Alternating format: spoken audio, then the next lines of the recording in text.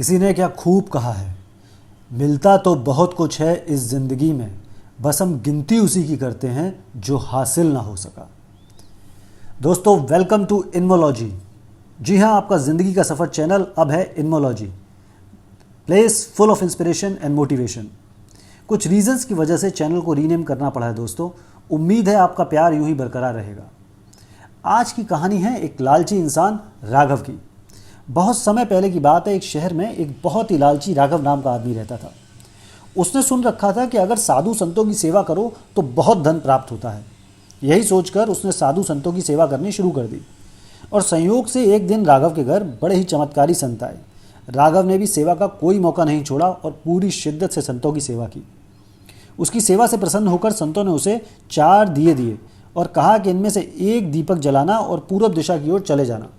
जहाँ यह दीपक बुझ जाए वहाँ की ज़मीन को खोदना तो तुम्हें काफ़ी धन मिलेगा। अगर फिर कभी और तुम्हें धन की आवश्यकता पड़े तो दूसरा दिया जला के पश्चिम दिशा की ओर जाना। जहाँ भी दिया बुझ जाए बस वहीं ज़मीन खोद लेना और तुम्हें मनचाही माया मिल जाएगी। इसके बाद भी अगर तुम्हें संतुष्टि न हो तो तीसरा दिया जला लेना और दक्षिण दिशा की ओर चले जाना और पिछली बार की तरह ही जहाँ भी दिया बुझे वहाँ ज़मीन खोदना, तब तुम्हें बेइंतहा धन की प्राप्ति होगी। अंत में संतों ने कहा कि इसके बाद तुम्हारे पास केवल एक ही दिया बचेगा और एक ही दिशा शेष रहेगी, लेकिन न ही तुम्हें यह बचा हुआ दिया जलाना है और न ही तुम्हें उत्तर दिशा की ओर जाना है। यह कहकर संत वहाँ से चले गए। लालची राघव उसी वक्त पहला दीपक जलाकर पूरब दिशा की ओर चल निकला। थोड़ा दूर जाकर जंगल में दिया बुझ गया। राघव ने तुरंत वहीं खोदना शुरू किया तो उसे पैसों से भरी एक पोटली मिली। वह बहुत खुश हुआ। उसने सोचा कि फ़िलहाल इस पोटली को यहीं रहने देता हूँ, पहले जाकर पश्चिम दिशा वाला धन देख लेता हूँ। बस राघव मियाँ ने दूसरा दिया जलाया और निकल पड़े पश्चिम दिशा की ओर। दूर एक उजाड़ जगह पर जाकर दिया बुझ गया। तुरंत वहाँ खोदा, तब उसे सोने की मोहरों से भरा एक घड़ा मिला। उसने घड़े को भी यही सोचकर रहने दिया कि पहले दक्षिण दिशा में जाकर देख लूँ, वहाँ इससे भी ज़्यादा धन हो सकता है। और अगले ही पल राघव दक्षिण दिशा की ओर निकल पड़ा। फिर वही किया, दिया जलाया, आगे बढ़ा, मैदान में गया, दिया बुझा और उसने वहीं खोदा तो इस बार उसे मिले हीरे मोतियों से भरी 2 पेटियाँ। अब उसकी खुशी का ठिकाना ना था। लेकिन तभी भाई को ख्याल आया कि अगर इन 3 दिशाओं में इतना धन पड़ा है तो चौथी दिशा में तो इससे भी कहीं ज़्यादा धन होगा। पर फिर यह भी ख्याल आया कि संतों ने उसे चौथी दिशा में जाने से मना किया है। लेकिन लालची स्वभाव के चलते खुद को यह समझाते हुए कन्विंस करने लगा कि हो सकता है उत्तर दिशा की दौलत संत खुद रखना चाहते हैं। बस यह सोचते ही उसने फैसला किया कि जल्द से जल्द उसे उत्तर दिशा वाले धन को भी अपने कब्जे में ले लेना चाहिए।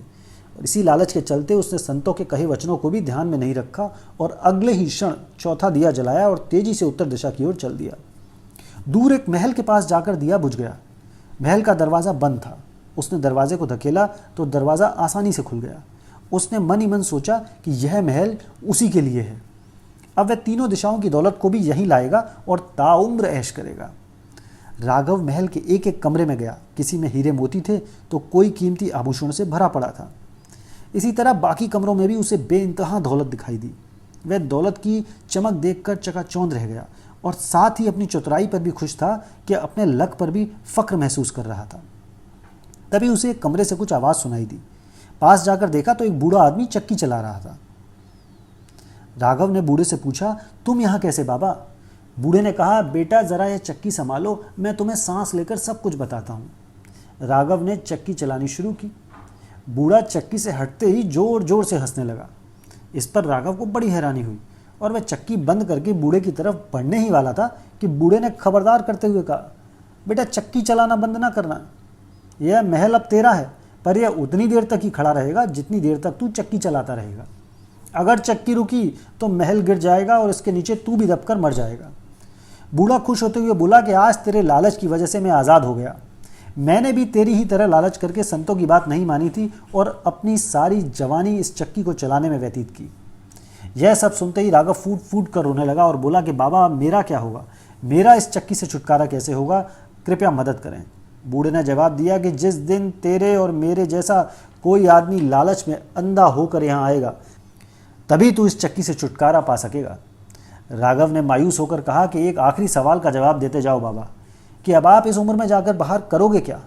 इस पर बूढ़ा हंसते हुए बोला कि मैं सब लोगों से चिल्ला चिल्ला कर कहूँगा कि लालच बुरी बला है। दोस्तों, काम का आलस और पैसों का लालच हमें कभी महान नहीं बनने देता। इंसान अगर ज़िंदगी में लालच करता है तो हो सकता है शॉर्ट टर्म में उसे कुछ फ़ायदा हो भी जाए, पर लॉन्ग टर्म में उसे परिणाम भुगतना ही पड़ता है।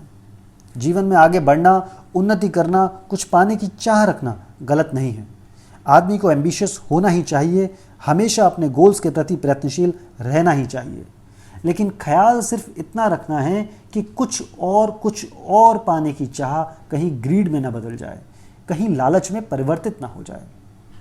वो कहते हैं ना कि वो बुलंदी किस काम की जनाब, इंसान चढ़े और इंसानियत उतर जाए। आशा करता हूँ कहानी आपको पसंद आई होगी, तो लाइक, शेयर और कमेंट ज़रूर कीजिएगा। इसी तरह की पावरफुल मोटिवेशनल और इंस्पिरेशनल वीडियोस के लिए चैनल को सब्सक्राइब करना न भूलें, बेल आइकन पे भी क्लिक करें ताकि आपको वीडियोस के नोटिफिकेशन मिलते रहें।